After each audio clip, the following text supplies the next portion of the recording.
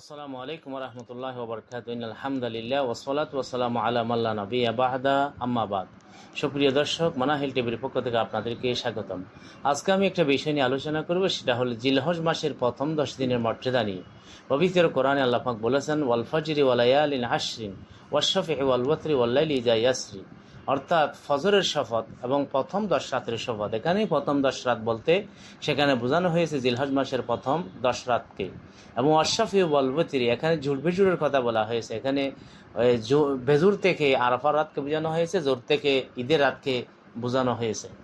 রাসূল সাল্লাল্লাহু আলাইহি ওয়াসাল্লাম এই প্রথম 10 দিনের অনেক মর্যাদা তিনি বর্ণনা করেছেন এবং কোরআন যেমন সেখানে ইঙ্গিত দিয়েছেন। এবং আল্লাহ রাব্বুল আলামিন এই প্রথম 10 দিনের মধ্যে প্রথম 9 দিনে রোজা রাখাকে মুস্তাহাব করেছেন বা সুন্নাহ করেছেন। কারণ ঈদের দিন রোজা রাখা হারাম, তাই প্রথম তারিখ থেকে আরফার দিন পর্যন্ত 9 তারিখ পর্যন্ত রোজা রাখা এটা সওয়াবের কাজ। হাদিসে আছে, মা মিন আইয়ামিদ দুনিয়া আইয়ামুন আহাব্বু ইলাল্লাহি সুবহানাহু আন ইউতাআব্বাদা লাহু ফিহা মিন আইয়ামিল আশর, অর্থাৎ আল্লাহর কাছে দুনিয়াতে একেবারে সবচেয়ে প্রিয় হলো এই 10 দিনের মধ্যে ইবাদত করা। ওয়া ইন্না সিয়ামা ইয়াউমিন ফিহা লা ইয়াদিলু সিয়ামা সানাতিন, এবং সেখানে একদিনের রোজা রাখা যে এক বছরের রোজার সমান। ওয়া লাইলাতিন ফিহা বিলাইলাতিল কদর, এবং একটি রাত জাগরণ থাকা লাইলাতুল কদরের মতো। ইবনে মাজাতে এই হাদিসটি বর্ণনা করা হয়েছে। তাই 1 থেকে 9 তারিখ পর্যন্ত রোজা রাখলে বিগত আল্লাহ রাব্বুল আলামিন তাদেরকে 1 বছর রোজা রাখার সওয়াব দিবেন। এবং সেখানে বিশেষ করে আরাফার যে রোজা রয়েছে, সেই আরাফার দিনে যদি রোজা রাখে 1 বছর আগের গুনাহ পরের গুনাহও তিনি কি করে দিবেন, মাফ করে দিবেন।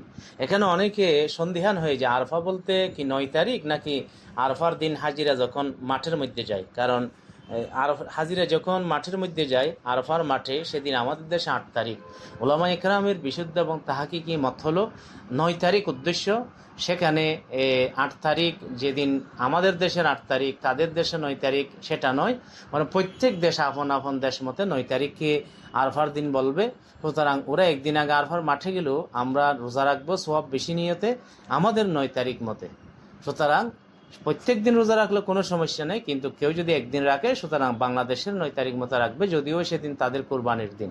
কারণ এটা হলো আসলে 9 তারিখ বা আরাফার দিন, এটা আন্তর্জাতিক দিন এবং সেটার 12 ঘন্টা সৌদি আরব আমাদের আগে পাই, আমরা পরে পাই। দুইটা মিলি 24 ঘন্টার একটা আন্তর্জাতিক দিন। সেই হিসেবে কোনো ধরনের সমস্যা নেই। এবং রাসূল সাল্লাল্লাহু আলাইহি ওয়াসাল্লাম এই 10 দিনের মধ্যে আরেকটি আমল করেছেন, যে কোনো একজন ব্যক্তি যদি সেই দিনের মধ্যে তারা ইচ্ছা করে যে কুরবানি করার জন্য, তখন সেই জন্য তার চুল পশম শরীরের কোনো অঙ্গ প্রত্যঙ্গের মধ্যে যেন হাত না দেয়। ইজা দাখালাতিল আশরু ওয়ারাদা আহাদুকুম আন ইউযাহিয়া, যখন শেষ দশক প্রবেশ করবে, কেউ যদি কুরবানি করতে চায়, ফালা ইয়ামাসসা মিন শা'রিহি ওয়া বাশারিহি শাইয়া, সে তার চুল এবং চামড়া থেকে কোনো কিছু স্পর্শ করবে না। এবং কোন একজন ব্যক্তি যদি কোরবানি নাও করে, সেই যদি আমল করে, সে মুস্তাহাবের সওয়াব পাবে এবং একটি কোরবানির সওয়াব আল্লাহ রাব্বুল আলামিন তাকে দিয়ে দিবেন।